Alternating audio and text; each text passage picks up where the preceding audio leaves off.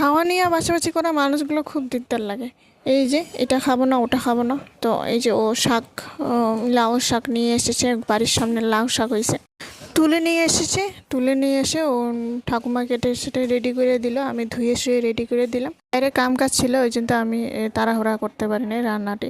তো এই যে একটু সময় হয়ে গেছিলো তখনই খাওয়া, তো ও বানাইতেছিল, আমি এদিকে তাড়াহুড়া করে কুকারে ভাত দিয়ে বসাইয়ে দিই। তো শাকের সবজিটি উনিয়ে বানায়, তো এইদিকে ভাতটিও বসাই দিলাম। তো ভাতটি হয়ে যাওয়ার পর এদিকে এই যে চা একটু করে নেই, চা বসিয়ে দিই। ঠাকুমা ওনার আগে চা বানিয়ে দিতে হয়, তো সকালবেলা আগে খাওয়াটি রেডি করে দিলাম, ও তো যাবে তাড়াহুড়া করে। তো এই যে চাটি পরে বসাই দিলাম, তো বানিয়ে দিয়ে দিই। তো বা ঘরের মানুষ কেউ চা খায় না, মানে ঠাকুমাই খায়, তো বড় চা খায় না, আমিও চা খাওয়া বাদই দিয়েছি একেবারে। তো হঠাৎ কোন সময় হয় তখনই খাই, তো ইচ্ছা হলে।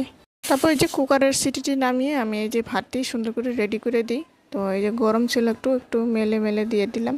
তো এই যে 2-3টা পটল দিয়ে দিই, তারপর মিষ্টি কুমড়া আলু দিয়ে সবজি, তারপর এখানে মিষ্টি কুমড়ার শাক।